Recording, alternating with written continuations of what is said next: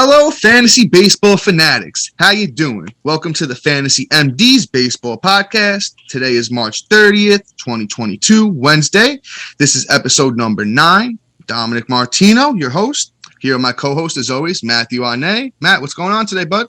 I'm hanging in, a typical Wednesday night, a little podcast, a little baseball, got a little baseball next week, opening day, little draft weekend coming up. I'm about to wreck everybody in a home league. Oh, we'll see about that. So, everyone's excited, man. We got big draft weekends this weekend. Everyone I know is drafting this weekend. Matt's got the haterade for us ready. We're hyped, guys. Everyone's excited, as you should be. Today we're going to be actually doing a My Guys episode. We're going to be talking about players that we're super high on, that we have a lot of shares of, and that we think that you guys should be as high on as well. After that, we're going to get into a little bit of draft strategies and our methods. I want to say more of our methods, things that we're doing this year going into draft weekend that we think you should be doing in your drafts to capitalize on as well. But first, we're going to start off here with a little bit of news and notes around the league. One big thing that I wanted to talk about is Michael Conforto is still out there as a free agent, and he's falling down draft boards, which is interesting because he's got a lot of pop in the bat, and if he goes to the right team, I think he could have a huge fantasy impact. He did have a down year last year. Matt, real quick, give me your thoughts on Conforto as I pull up his numbers here. To be honest, he could be a little value, a little sneaky at the end of the year, pertaining on where he lands. So, if he ends up on the Phillies, which would be a great landing spot for him because they need another outfielder, or he lands on Colorado, or a loaded lineup like the Evil Empire, just for depth. Oh, forget about it. Yeah, take Cody Bellinger's job. Exactly, he's looking like crap, but he could hold some value. So he's somebody, if he's not on a team coming into this weekend, by Friday, Saturday, Sunday, whenever your draft is, he's somebody right after the draft, throw on the watch list and see where he lands. And once he lands, if you like the spot, scoop him up, see what he does. And then if he, takes an outright dump, then you dump him. But if he starts going off, you keep him. Because, the guy has a lot of upside. I'd say in deeper leagues, 12-man, 15-man, I'd say more of a last pick because I think everyone's forgetting about him at this point. I will read you off what he did last year. He was absolutely horrible. He had 232. He had 55 RBIs, a steal, 14 home runs, 52 runs, and that was in 125 games for Conforto. And that wasn't very good. But if you want to go back to the 2020, the COVID year, he hit 322. He had 31 RBIs, 3 steals, 9 bombs, 40 runs, and that was in 54 games.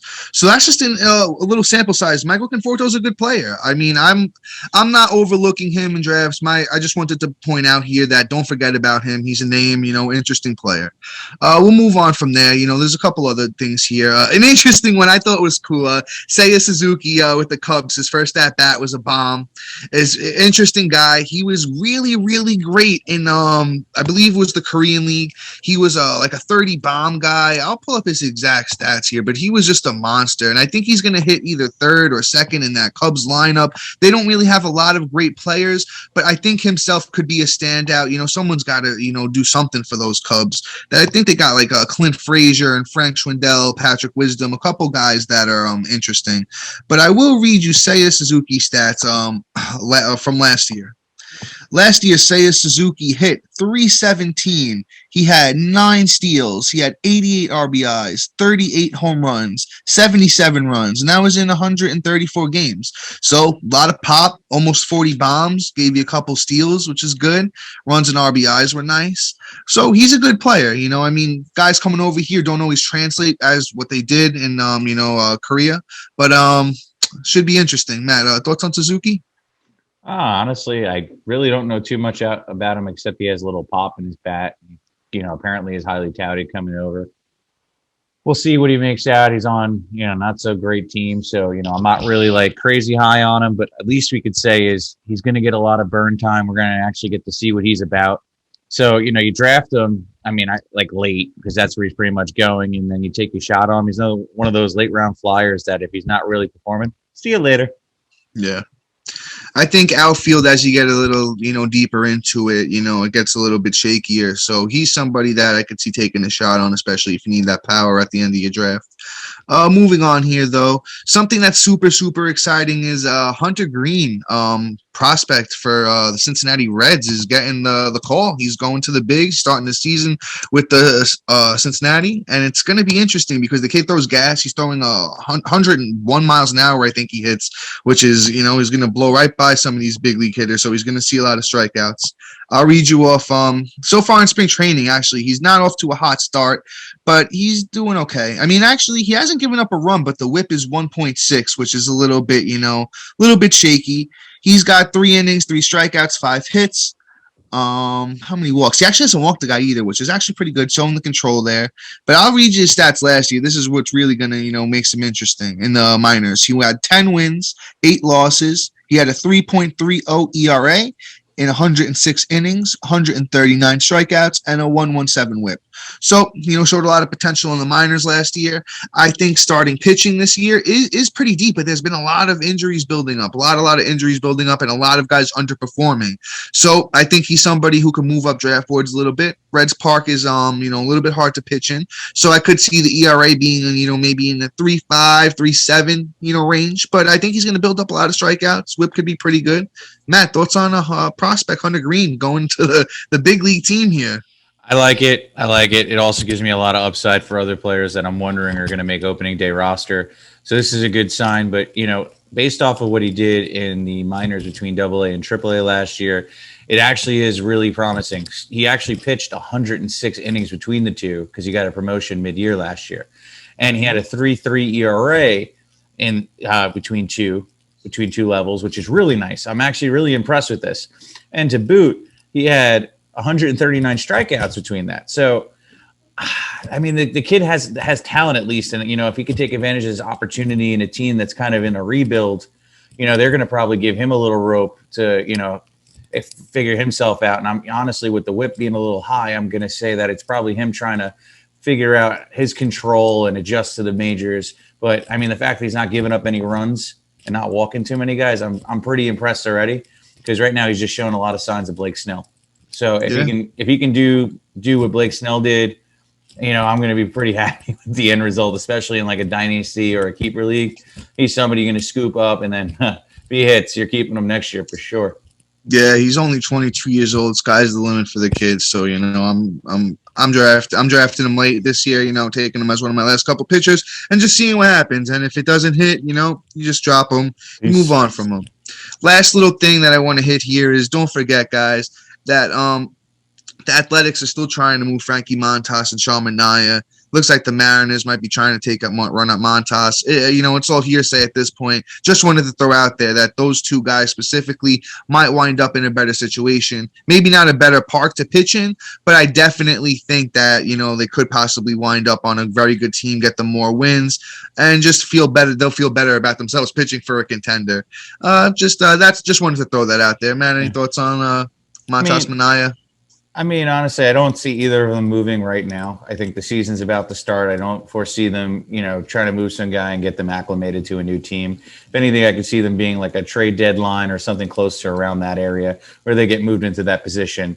And then they'll have some real nice upside. So, right now I'm not really high on either one of these guys. Both springs have been kind of rough, especially Montas. So, it's more of a wait and see with him. He's fallen down my draft board quite a bit. And he's more of somebody that, if he continues the trend he's on and he's looking like he's going to get moved, I'm probably going to trade for him versus actually drafting him. So that's where I'm at. But I think we should just move into our my guys. And why don't you start us off? Yeah, all right. So I'll pop off with one of my guys here. Somebody who I'm super high on coming into the season is Michael Kopech. And the thing with the kid is, it looks like he's going to get the shot in the rotation. I had him in a lot of leagues last year because he was super effective in the bullpen, to be honest. I'll read you off what Kopech did last year, and this was out of the bullpen. He actually did start 4 games. So this is 44 games overall with 4 starts mixed in here.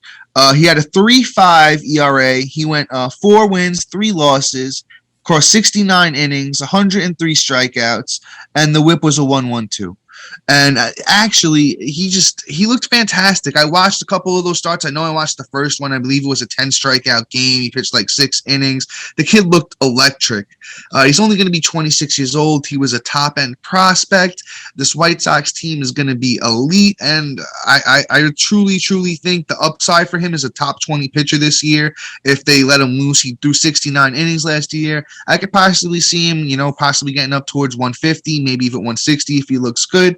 So, in 160 innings, the guy could have 200 strikeouts. He could win 15 games. The ERA, I expect something in the similar range. I would say a 3.3 to a 3.5.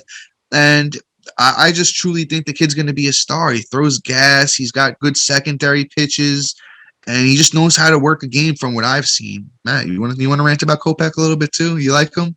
I mean, I think you kind of took all the air out of the room with that one, but you pretty much covered it all. But the kid's going to be phenomenal. And, if any indication is what he did last year plus this spring training, I'm pretty excited to see what he's going to do. We probably should have saw him about 2 years ago, but then that injury. So, I think now's the time to shine. I don't think he has like a extraordinary, oh my God, Cy Young winner or anything of the sort, but I agree with that. He's going to have some rookie struggles, especially after, guys start figuring out his pitch mix and stuff like that. But I think ultimately he'll adjust. So he'll have quite a good value, probably like a nice top 100 player for going into next year. And then with the upside of being much higher going into the following year. So I just did want to point out real quick, I have him ranked as my 30th starting pitcher going into the season. He's coming off the board at the 172 pick, which is like, fair. I believe it is this like 60th, 53rd pitcher, actually, the 53rd pitcher off the board. So I'm very high on him compared to ADP, where he's going, where everyone else in the industry got him ranked. I just think he's going to take off this year. Matt, why don't you give us one of your my guys? All righty. So since you did a pitcher, I'm going to do a guy that we haven't talked about too much, and that's Eloy Jimenez. Oh, good. Yeah, there you go. So he's one of my favorite players coming up in the last couple of years. I really felt that he was going to take a step forward, and I feel like last year would have been like the ultimate breakout. And we probably would have been talking about him like a top 10 guy, period. And if it wasn't for him literally tearing his chest apart, I think it really would have been a phenomenal year and something special. But what he did when he came back was absolute bananas. So in that short period, which is only 213 at bats, he had 10 bombs and batted 250. Had 23 runs and 37 ribbies. And to be honest, his first 2 weeks back in the league, Jesus, what he was doing was just unreal. I think he batted like almost 500 and hit like 3 home runs in the first 3 games that he was in. It was just, it was so incredible. And, I think after a while, a little fatigue kicked in and a few other things, but I think that we're going to see more of what he did in the beginning of his when he came back versus towards the end. But then again, towards the end of September, he was really rocking and rolling. So, I'm pretty happy of, what his production is going to be in his upside this year, because I'm drafting him pretty high. I think I have him as my number 10 overall outfielder, and I'm drafting him probably in the second round, no question. Yeah, so man, he's coming off the board as the 18th outfielder, 60th pick. So you're high on him, which is understandable. One of your boys. Yeah. I like him. I'm not as high on him as you, but I definitely do see the upside you're talking about. I will give you his 2018 minors, which is very impressive. He hit 337. He had 75 RBIs, 22 bombs, 64 runs, and that was only in 108 games and 416 at bats. So I think you're going to see something more along the lines of that in terms of the power, in terms of the RBIs, in terms of the runs. I don't think he's going to hit 337, but No. he's a career 270 hitter in the big league so far. I think he could even expand on that. I think he could be a 275, 280 hitter with 35 bombs, 100 RBIs, 100 runs, which is absolutely outstanding. I do like him as well. Once again, I don't have him in my top 10 outfielders, but I do have him within my top 20, probably closer to 15 in that range. And I do think he's somebody that, you should be drafting, you should be looking at him. I would say maybe towards your outfielder number 2/3. Take him with confidence in that range. He's a solid outfielder number 2, and he's probably, if you got Mr. Outfielder number 3, it's probably the best outfielder number 3 in your league.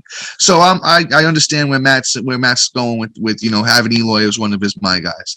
I'll take over there. I'll go with one of my guys here. I'm gonna do another pitcher actually, and I want to talk about Joe Musgrove. Joe Musgrove is somebody who I think the industry's starting to move up on him a little bit. I think people are starting to see that upside that he always had because going to San Diego last year, he really broke out. I'm gonna read you what he did last year. Last year, Joe Musgrove had 11 wins, 9 losses, a 3.18 ERA across 32 starts, 181 innings, 203 strikeouts, and a 108 whip. So Joe Musgrove really broke out last year. He's also he's only going to be 29, so he's still got a couple more years here to be rocking out and showing out. I believe he threw a no-hitter last year. I think he was the first pitcher to throw a no-hitter last year, right? Am I wrong about that? No, you're 100% right. I think he did it. Yeah. Or he was either last year or 2 years ago, but he has a no-hitter under his belt. Right now he's coming off the board as let's see where they have him here. He's coming off the board as the number 22 pitcher, and I have him currently ranked as my number 17 pitcher. So I'm way higher on him. I got him about like 6 spots ahead of that. I think Joe Musgrove is somebody who's going to only expand on those numbers that he did last year. I don't know if you're going to get a 3.18 ERA from him again, but I wouldn't say it's going to go higher than a 3.5. I think the whip possibly comes down. He's settling down, getting the control a little better. He's going to be a big strikeout guy. San Diego might not win a huge amount of games till they get Tatis back, but I think once, Tatis comes back and that team's really going to be rocking, I could see him winning 15, 16 games. Matt, thoughts on Musty here? We're getting real musty up in this, but I got him as my what did I say here? My 17th pitcher overall. We have him exactly the same. Yeah. Both got him at 17. There you go. Didn't even plan that. Yeah. He is he's definitely something special. I knew that the second the Pirates let go of any pitcher, they're bound to be, close to a Cy Young candidate within the next 2 years after leaving the team. A little Glass now, a little Garrett Cole. Yeah, right. Give it a Musgrove, who's always anybody. I hope Shane Baz is next. Exactly. So it's just appalling. They need to be stricken of their organization. But anyway, So Musty is going to be somebody that I think is going to move himself up probably into the top 10 if he continues and builds off of last year. He has a lot of upside, and it's scary if I have to go against him. So let's just leave it at that. Fully agree with you, brother. All right. So who you got next? Yeah, I was going to roll into my boy, Freddie Peralta. We'll talk about another pitcher here. Love him. Yeah, Dom's boy over here, but I had to take it. So the kid. Yeah, no, feel free. So, Milwaukee loves to run a pitching clinic over there and really just get their guys to be true aces because the 1-2-3 punch is just absolutely bananas. I mean, the kid just decided to come out of nowhere last year. I mean, let's just read off what he did last year. He had 10 wins. He 5 losses, which is whatever. He had a 2.81 ERA with 144 innings pitched and 195 Ks with a 0.97 whip. Now, if that's not elite, you're smoking something. Because, I mean, for a guy to do this in how many years in the big? Let me just look. Oh my God. So his first real shot, because, I mean, the most he's had where, there was a full season of the MLB was 2019, and it was 85 innings pitched. And, he really probably didn't even get, a real shot at what he can really do. So he had a 5.29 ERA. Now he gets a full workload going into 2021, and he does this. I think there's more to come, and I think that we're going to have another Cy Young candidate very soon. So I'm very high on him. Matt, where do you got him ranked? You want to laugh because I hate that you have him? Go ahead. I have him as my number 11 pitcher overall. Wow, damn. All right, so he's coming off the board at 15. Matt's obviously higher on him, one of his guys. Where do I got him ranked? I'm actually curious where I have him ranked. I have him actually ranked 14th, so I'm almost spot on with consensus here, but I'm higher on him too. I've got him on over. What I'm going to say about Freddie Peralta is maybe a lot of people don't know this, but he was mainly a fastball guy, electric fastball his first few years in the league. That's why, he was really getting hit hard. He really didn't have much else he was working with. As he started to come along, he started to develop some of his secondary pitches. So if you go to the 2020 year, he had a 3.99 ERA. And I know on the show we really don't like to get into a lot of these crazy stats stats, but I'm going to bring up FIP here. FIP is fielding independent pitching. So it's basically what a pitcher would have done if he had like average fielders, like if the fielders weren't, committing errors and stuff like that. He had a 2.41 FIP. So, I mean, that should tell you how that translated into the 2.81 ERA in last year. So, he started to work on those secondary pitches. Things came along. Fielding was a little bit better. Bang. The ERA goes down, a whole run. So I think the thing is with the better fielding and with him developing those secondary pitches to go along with the elite fastball is why he has taken the step forward that he has. You can see a clear change. It's not just he got lucky or anything like that. It's the guy did something and he's now seeing better results because of what he did. He's only going to be 26 years old this year. I think the sky's the limit for him. I could see him taking, like Matt said about Musgrove. I think Freddie Peralta could be talking about him in the top 10 coming into next year. I'm just a guy I do absolutely love, guys. He's somebody that you could definitely, if you miss out on the top tier of aces and you want to, play the game a little bit after that, yeah, take Freddie Peralta. But I do like him better as a number 2. I will state that personally. But damn, man, he's going to be a stud. So I'll lead into my guy here, who's another young guy, Austin Riley, man, just another dude who I think took the step forward last year and really is going to do more of the same this year. I think with Freddie Freeman being gone, Atlanta's got to put their cap on, another young guy who's going to be there for a long time. I know they have Matt Olson, but Austin Riley's even younger. Austin Riley is going to be 25 this year, and I'll read you off his numbers from last year.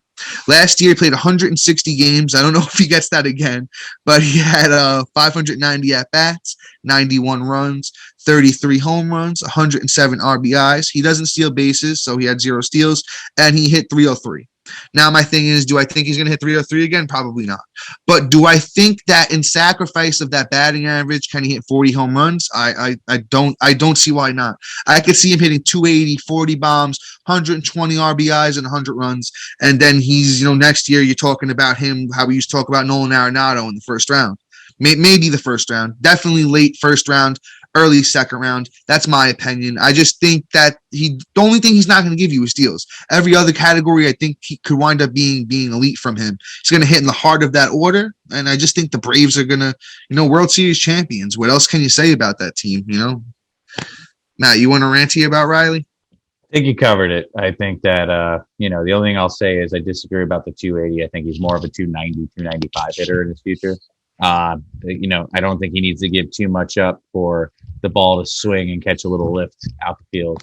So, I think 40 and 290 is more of a possibility than even 280. He has a lot of upside. I've been a fan for a long time, but that's all I'll get into it with him. So we'll talk about my last guy.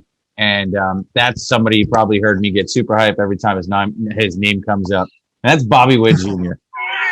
Oh, Bobby. God, I wish there was a theme song we could play for this kid because that's how much. Yeah, right. He needs one. Nah, we'll find something. We'll find something. But this kid has just been electric, and I've been a fan. I've been following him for about 2 years now, and the kid has just been mind blowing. What he did in the minors last year across 3 levels with 2 levels is just bananas. I'll read you off that. So out of 564 plate appearances, 497 at bats, he had 99 runs. 35 doubles, 4 triples, 33 bombs, 97 ribbies, 29 stolen bases, and batted a nice 290. Yeah. So the kid is a monster. And on top of that, you guys heard us talk about his spring training stats yesterday, and he's just monster. They've gone up since then, man. Yeah. I don't know if you saw, but he had a game yesterday too. Yeah, he went like 2 for 4. Yeah, he's batting 476 on the spring training, which is just absolutely bananas, and it makes me so happy that I have him in all my keeper leagues this year. Yeah. Thank you, Jeez. Yeah. So, but let's get into what I think his upside is going to be for this year and why he's my guy. And to be honest, I think that we're going to see the steals. I think we're going to see 20 to 25 this year. Depends on how much the Royals really let him loose. He's going to run wild, man. Yeah. He's going to run rampant. They love to run, especially after Mondesi's going to get hurt for the umpteenth time this year. And he'll be getting let loose all day. I think he's going to have a good amount of ribbies and runs, probably about like a 90-90 situation. And he's going to get you, I think, 30 home runs, 35 if the power really sticks. So I think ultimately this kid's a 5-category contributor.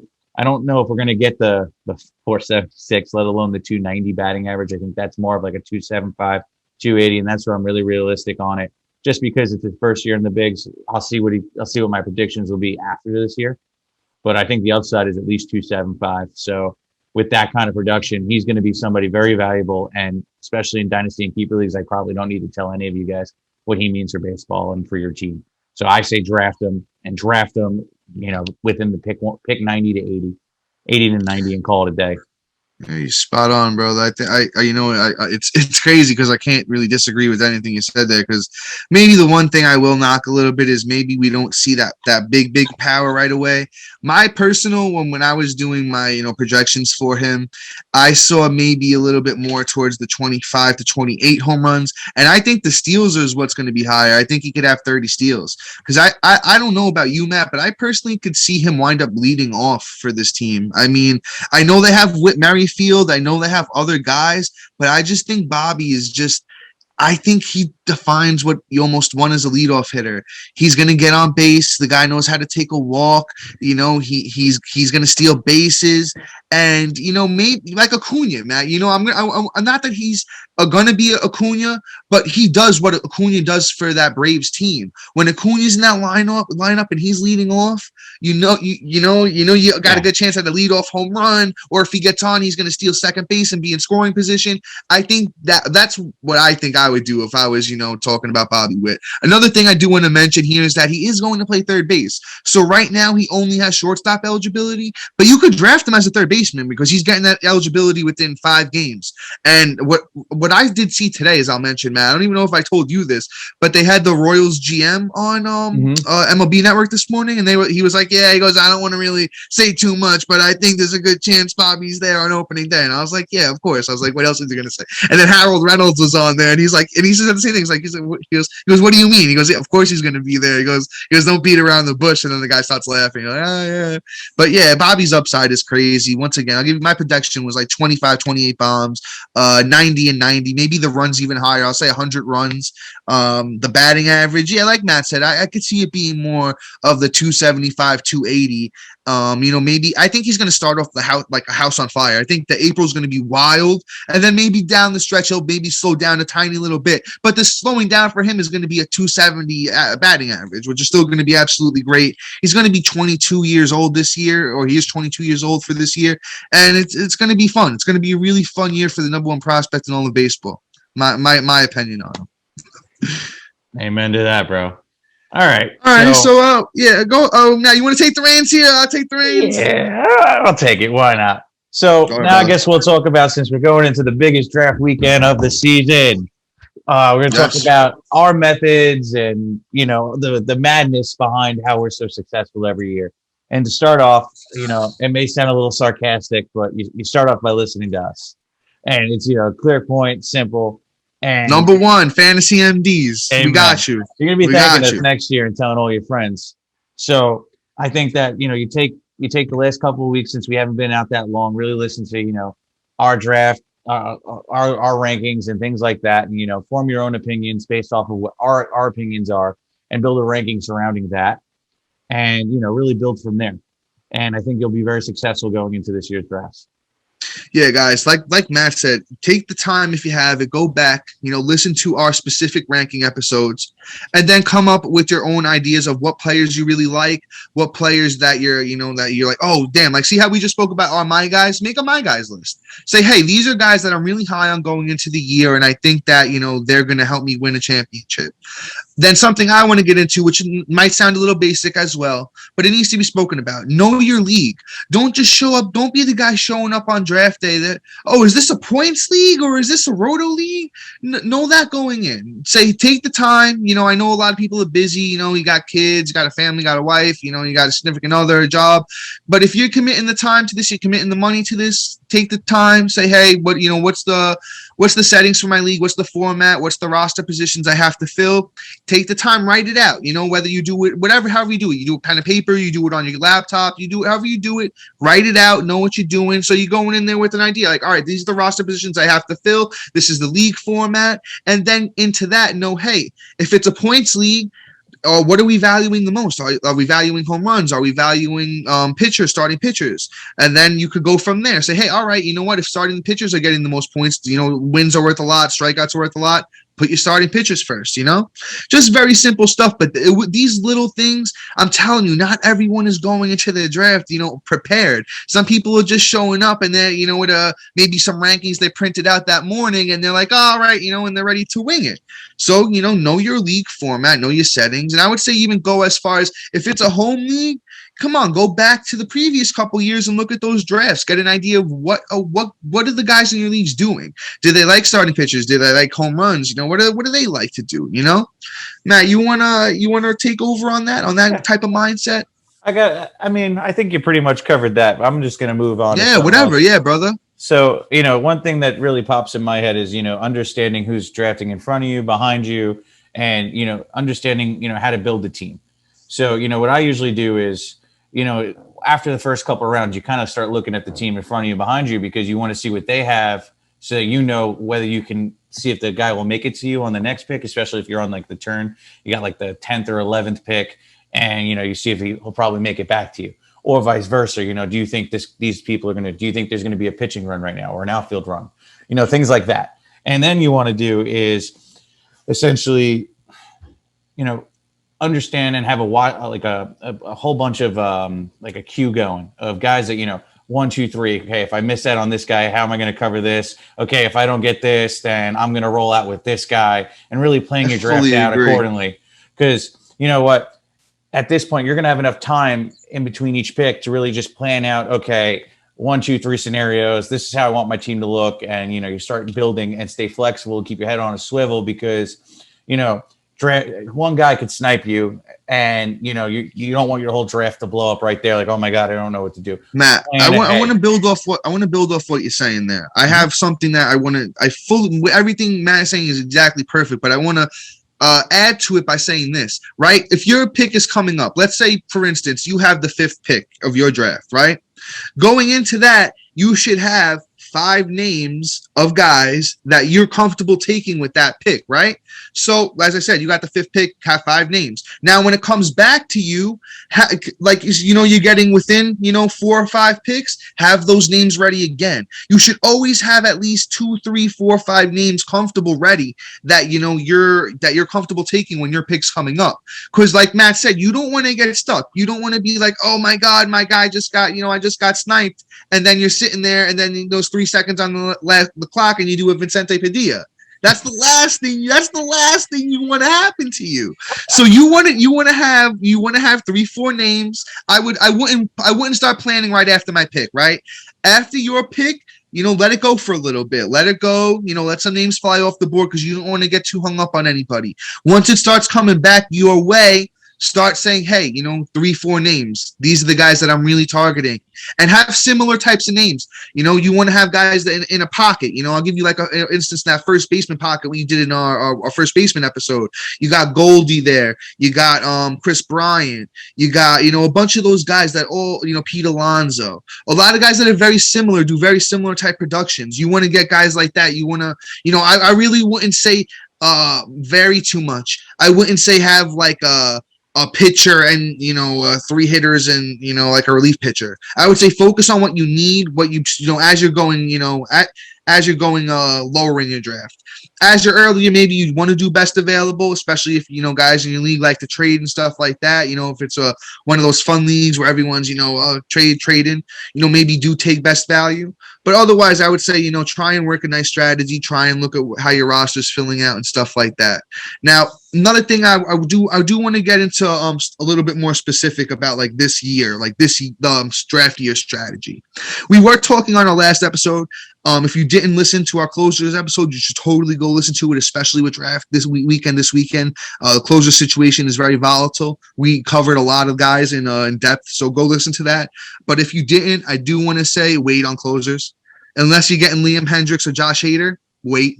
Don't go too high on closers. Even then, you still don't even want to go after them. It's like drafting a quarterback real early, and I don't mean to mix and match, different fantasy and different sports, but it's just one of those things where you will find value later in the draft of guys that are going to get you 25, 30, and with so much turnover, that you'll be able to hit the waiver wire and make up the difference week by week versus wasting a very high capital draft pick where you could be missing out on a guy that's going to last you all year versus a guy that can get traded and out of that position. But go back to what you were saying.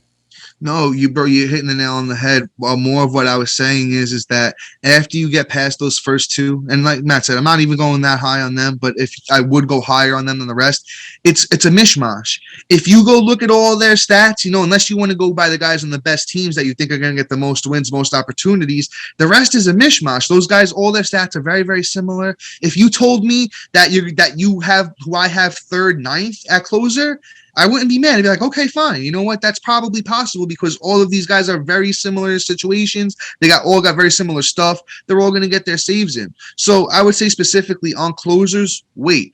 Another thing that I do want to say here, specifically about this year, I love the top of starting pitching. I love the top 10. Once again, guys, if you got the time, go back, listen to the starting pitcher episode. We get into depth about specific names and stuff. We're not really going to talk about too many specific names right now. We're just giving you more of methods and things that we think you could do this year to win your league.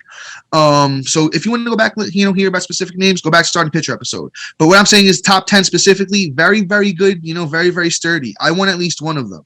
I think Matt was saying earlier that he wanted at least two of them, but I want to try and get at least one. Of my top 10. And once again, whoever your top 10 might be different than mine, and that's fine. But I want to get at least one of my top 10 starting pitchers, and I want to get a couple good bats. My first 3 picks. And this is any league, any points, roto, 12-man, 15-man, whatever it is. I'm telling you, I think it's a great strategy to have that balance. Mm-hmm. First pick, me specifically, if I really want to break it down for you, I love to get a big bat, somebody that could potentially get you a lot of bombs, a lot of steals. Then in that second round, get you one of those top 10 starting pitchers. Then in the third round, I like to transition back and get a hitter to complement my my first round guy. So if I can, like I said, power speed combo first, maybe, you could sacrifice bat, like for instance, an Ohtani, right? Ohtani's going to give you a lot of bombs, a lot of steals. The batting average is going to be not as great, right? So, you take him, bang. Then I'll go get me my ace, bang. Third round, now it's like, okay, I'll give you, for instance, maybe this year, like maybe somebody like a Cedric Mullins, who is a 300 hitter, and he gives you also a good power speed combo.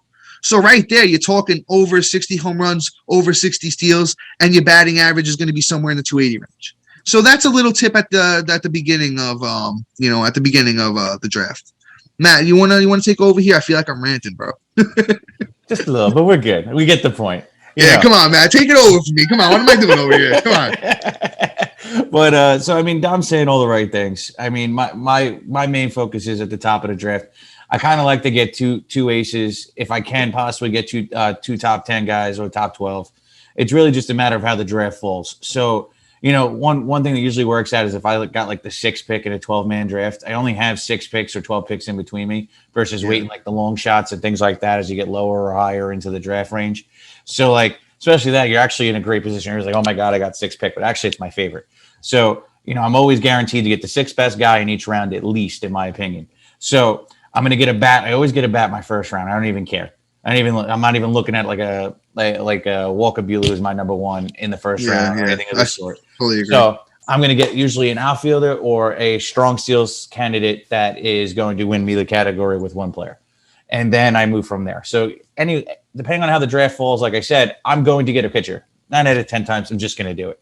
And then from there, it's an open avenue. I have my stud and my stud bat, my stud arm. And then, hopefully there's another one coming around because I'm going to scoop that up. And then, then you can kind of feel good about scooping up a lot of value on the bats. So that's the thing. If you have 2 really good arms going into the, 3rd, 4th round, you're gold. You can kind of scoop up in the 4th, 5th, 6th round, stronger bats to carry you. And then you can circle back around to the pitching because pitching's really deep.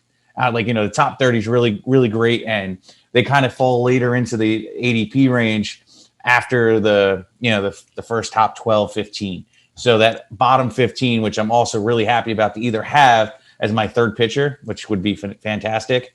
You're chilling because you kind of got them in like the 6th round and you really picked up some 2 strong bats in the 4th and 5th.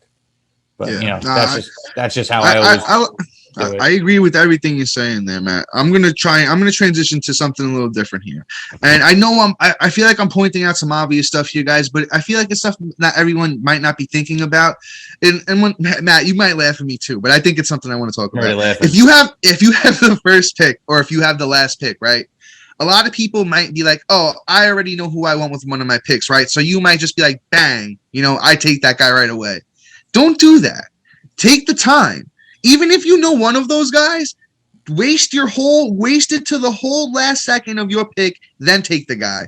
Then be like, okay, because then you're leaving yourself a whole another second set of time, to get your thoughts about yourself for your next pick. I'm just saying, if you have first or last pick, utilize that amount of time that you're given. There's no reason to rush that first pick right away. And I know it's something that may sound simple, but it's something to definitely think about as you're, if you have the first or last pick of your draft. I know in one of my leagues this year, I got the first pick, fortunately, and I know it's something I'm going to do. I'm going to make sure when my picks come around, I take my time on the first one, and I know who I want with both picks. And just, make sure you utilize that clock. Something that might sound, very simple, but, something you should definitely do in your draft. Another thing, if you want to get specifically into my thoughts on this year, is I think third base and first base are tough. So those are two positions that I'm kind of targeting early. In earlier rounds, like me and Matt were saying, we like to get our big bats earlier in drafts. So I would look towards first and third early. I know there's guys later on that you might like. It might be like, nice scratch-offs. But this isn't a year I'm playing that game. This is a year that I want the big names at first and third. I could lock those in. I like the names at other positions later on. I like the guys at second. I like the guys at short. Me and Matt had a little argument about a shortstop I have ranked, a little high, but later on. So there's a lot of names, though. There's a lot of names. You can go super deep in those positions. Matt, I want to hear your thoughts about any positions specifically you're targeting or anything like that. Anything? I know you said you like two aces at the beginning as far as starting pitcher goes, but as far as bats go. I usually come out of by the seventh round. I usually have my first, my third covered already. And yeah. I already have those guys before I even get to round 7. And then by that time, I'm kind of looking for my second baseman. I usually get my infield guys pretty much taken care of. Shortstop is something I generally tank because it's one of the deepest positions in baseball outside of outfielder and pitcher. So, I don't really care about the tier I get because I can get Jorge Polanco around pick 100. So, I'm really cool with that. But, I can't get an Arenado or who's another middle of the pack third baseman. No, I got rankings. Let's just look at those. I don't know, Bregman. Yeah, Bregman. Anthony Rendon is more of a name that comes to mind. There you go. Somebody that's in the 6th round that's kind of like, okay, I'm feeling very comfortable with him, but anything after that, then it's a crapshoot. So, I really don't want to leave the draft without somebody of that caliber before the 6th, after the 6th round. If I don't have my third baseman, I'm really not feeling too great about my team unless I have a stellar second base and shortstop that wasn't picked in the first round. So that's where I'm at in terms of team construction because it's really rough out there in first and third. Yeah, guys, and I will say this. I mean, we're probably going to wrap it up here in a little bit, but I just want to throw out another caveat is if you got the time, make a couple lists. We said do the my guys, but have a couple sleepers, a couple late round names that you're trying to throw darts at. Have lists of your own. Don't just sit there and go print out somebody's list that you saw on a certain website or anything like that. I would say listen to the MDs and get your own thoughts going because I feel like we're helping facilitate people's thoughts here. We're getting you thinking about fantasy in a different way. And I'm telling you, we're going to help you win your league this year. So listen to what we're saying, but come up with your own thoughts. As you're listening, be like, oh, have your own research going on too, and be like, oh, they talking about Brendan Rodgers, somebody I was high on. Be like, oh, you know what? I'm going to go look at him, do my research, and if you like what you heard and you like what you see when you go look at his stats, throw him on your sleepers list. So then you have your little list. You pull out your little list, be like, oh damn, you're getting towards the end of your draft. Oh, you're starting to panic. Oh, I got my little sleepers list. Who's still on there? So you have your my guys, you have your sleepers, stuff like that, breakouts, busts, guys that you're totally avoiding, things like that. I would just make sure you have your list ready to go. You're listening to the MDs. You're ready to have some fun this weekend, And one thing you got to remember is have fun at your draft. Hang out with the boys. You haven't seen them in a while. If your draft is live, have a couple laughs, a couple beers, just a good time. That's what fantasy baseball is about at the end of the day, having fun with your friends and having a good time and winning championships, if you're like me. But Matt, any thoughts here before we say see you to the fans and we hit them next week after drafts? Yeah, I'm going to leave everybody with one last thing, and Of course, this is for post draft. So this is what happens the second the draft ends. Smart man. You instantly run to the waiver wire and you create a watch list the size of your arm, and then you go and you look at your other arm and you're like, I could fill that too, because you know what? Some great fantasy podcast that I'm not going to give credit to. I'm just going to steal it, but they know who they are if they listen to this podcast. The draft is not one. I mean, the you don't win a championship at the draft, but you can damn sure lose it. And the way you win it is is hitting the waiver wire every week. So that first step is after the draft, get that watch list right, so you know exactly what's going on, who's available, and where your weaknesses are if you miss somebody in your draft. And also on top of that, a prospects that you're interested to see who's going to get called up and things like that. Because if you have a good platform that you use like Yahoo that sends you alerts when guys get called up or guys are doing good, those are key things you're going to get an alert. No, wow, they just hit 2 bombs. Yeah, I'm going to probably scoop them up today. And that's generally what I do, and that's usually how I stay ahead of everybody else in my league, and why I usually have a high end finishing or just win 2 championships back to back. Rubbing it in right there, Dom. Touche. Fair enough. But I love what you said there, Matt. I'll just vibe off what you said there real quick before we let him go. Is that if you're doing things like that and you're not afraid to cut the guys at the end of your roster at the beginning of the year for the hot guys, it's going to really give you that advantage. I know for a fact that within the first month, there's going to be guys that will help you win a championship. They may not be the reason you win a championship, but they can certainly be guys that will be there all year and help you win a championship. Think Cedric Mullins last year. Think Adolis Garcia last year, Jonathan India, Alek Manoah, just guys that came out of nowhere that were just there. Freddie Peralta, who we just talked about. If you guys that were there all year long helping you win championship that you got pretty much off the waiver wire. Maybe not in deeper leagues, but I say in 12-man leagues, those were guys who really weren't being drafted or looked at last year that helped you win a championship. Mm-hmm. But on that note, I think that's enough for today. Guys, everyone, good luck in your drafts this weekend. You could always, once again, if you want our rankings at any position, all positions, shoot us an email, fantasymds@gmail.com. All we ask for is, like, follow, review, and we'll shoot you over our rankings. Feel free to DM us all weekend on all platforms. We'll be there giving you the best advice we can, except maybe Saturday because we do have our big home league draft. But otherwise, guys, we're here for you. We'll see you next week, guys. Everyone, once again, good luck. Fantasy MDs logging out. See you. Peace.